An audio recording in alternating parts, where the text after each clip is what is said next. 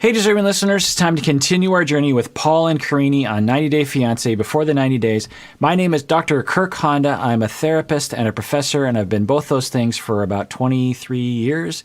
And when I watch this show, I often yammer a lot, so let's see if this time is any exception to that rule. Hey, quick disclaimer here. I recorded this episode before I learned about the terrible allegations against Paul's behavior, so just keep that in mind. Me and Karine have been living together for a few weeks now.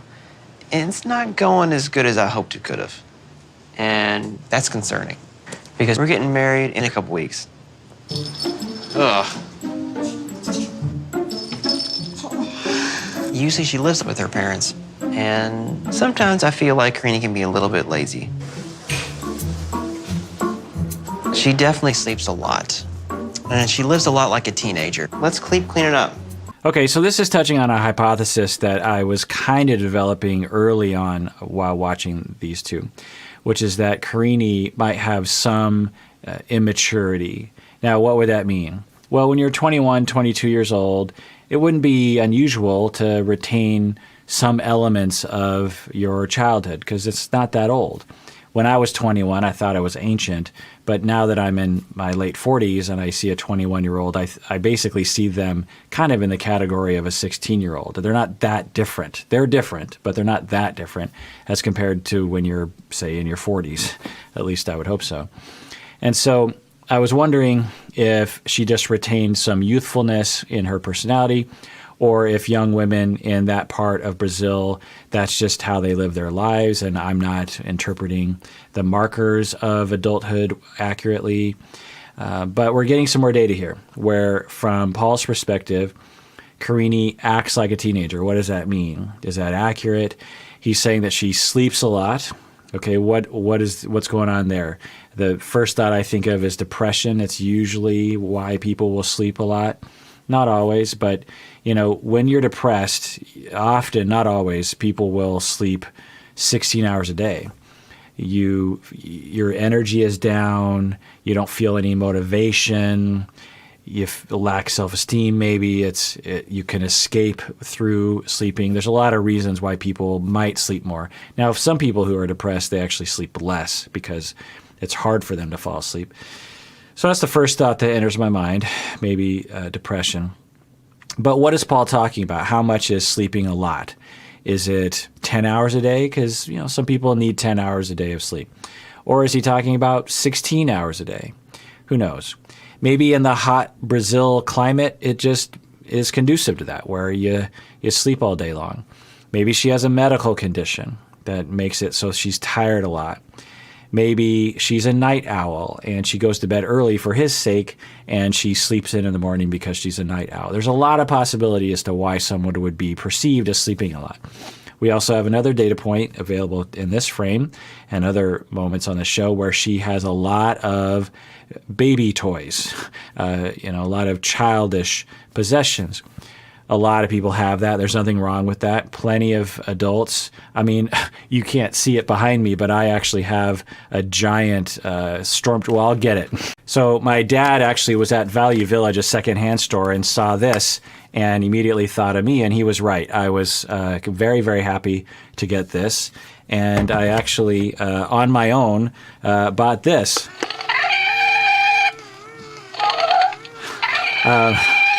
Shut up. If you're not aware, it's a Star Wars thing. And I actually bought one of these as a prize during a party that I gave, and I gave it to the winner of the contest. And ever since then, I've regretted giving it away, and so I just bought my own. It was a quarantine buy on online. I was just like, I want this thing. So there's nothing wrong with having childhood toys. I mean, this is I'm sure on the box for this thing, it's like made for third graders or something. And I'm pretty sure most of the people who bought this was asking their parents for Christmas when they were 10 years old. Far be it from me to pathologize people having childhood toys. And there's more. There's Legos behind me. I don't know if you can see them right there. There's a Luke Skywalker right there. I have my Dungeons & Dragons book right there from my childhood. Still play Dungeons & Dragons. So there's nothing wrong with any of that. But we're starting to develop a hypothesis here of what would we call it? Immaturity, arrested development, youthful lifestyle, depression, dependency, maybe. Paul is making this conceptualization that she's always lived with her parents. Well, in the United States, we tend to pathologize that. Around the world, it's very common and totally healthy. In fact, you might pathologize a kid for moving out at the age of 18, because why? Why would you move away from your loved ones and your support system, those people who are looking out for you? But in other countries, it's totally customary, particularly for women, to live with their parents for well into their adulthood. So nothing wrong with that.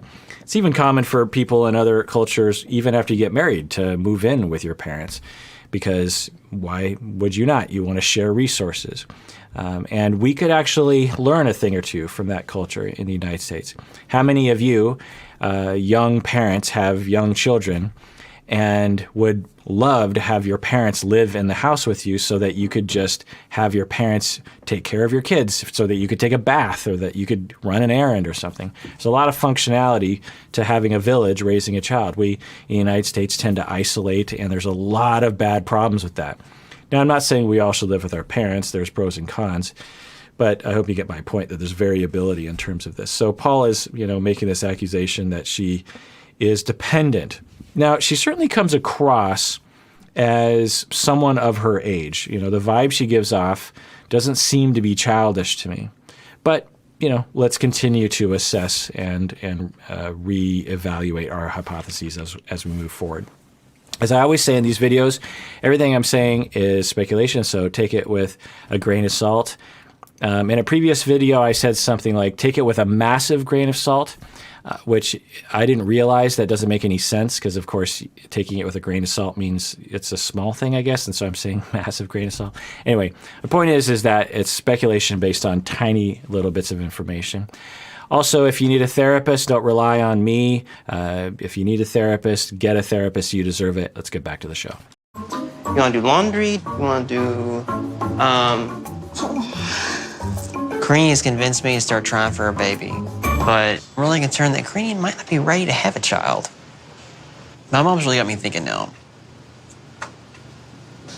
Does he have a guilty shirt on? Is that a play on his issues of going to prison? That's interesting. Do you wash the pan? You. Me? Oh, you want me to do it? I cooked your steak on it, but I will clean it off. Whatever. Why does it smell like fish? Oh, God. Paul é mais velho que eu. Ele gosta de mandar em mim. Ele é como pai. The garbage trash, and you do this? Okay, interesting. So she is complaining that he bosses her around. He is complaining that she acts like a child. So right away, we're starting to see overfunctioner, underfunctioner. You've heard me talk about this before. Listen to my deep dives on Bowenian therapy and theory. You have to be a patron of the podcast to hear that. I go into full detail about all of the theory of differentiation, triangulation, overfunctioner, underfunctioner, tension that goes through the family system. And they appear to be developing those roles. Why do people do that? Well, it's a way of managing anxiety. As they live together, there's always going to be tension. One person wants to keep a very clean house. The other person doesn't mind it being a little dirty. And there's a conflict there. How do you manage that? Well, some people will manage it by adopting these roles where it'll become more polarized. The overfunctioner is constantly cleaning and harping on the other person. The other person is like, hey, let's relax. Don't worry. Stop bossing me around. Where they started out a little bit different, but as the tension and the routines get established, it gets more and more polarized. And the more tension, the more lack of differentiation that people have, it'll just spin out of control, and then you break up because of it usually. So we're starting to see a little bit of that dynamic. And I wonder what the precursors to that, because I could take a guess as to why he would be that way, but we really just don't know much about Karine at this point. Maybe we'll learn. Eu não gosto quando o Paul fica falando o que eu tenho que fazer. Oh, no. No, no, no, no, no, no, no, no, no. Mom, you gotta clean this thing out. Last time you didn't do it, it was like 3 inches thick. Oh, place catches on fire. Oh, God. Okay, so for some of you out there, you might be thinking, but he's right. You have to be responsible as an adult. My spouse is an underfunctioner as well, but what am I supposed to do? Just let him or her not do anything? I mean, there's responsibilities you have to, okay. So it's all in the delivery and the attitude coming from the heart. Paul is exhibiting a top-down way of communicating of, no, the way a dad would talk to his daughter.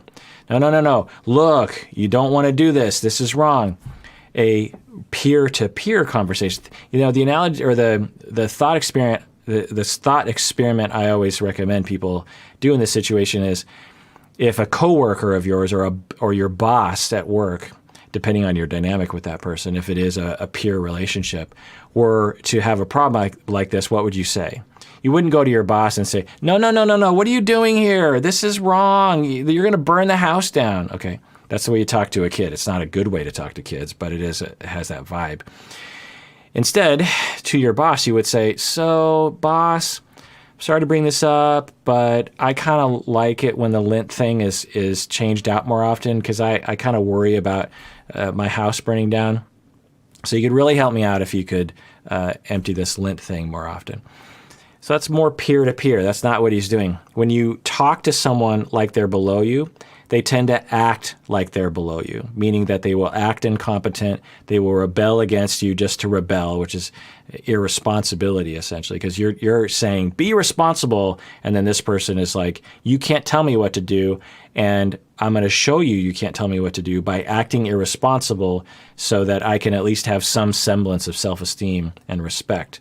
And so as the relationship polarizes, it gets worse and worse. And I have to put these toys back because I have a stormtrooper and a pork staring at me. You can't see it. It's off screen, but they're just staring at me this whole time. So let me put them back. All right, I put them back. Let's get back to the show. Every day I got a list of things I gotta do. Cleaning, cooking, pay bills, planning the wedding. It's stressful.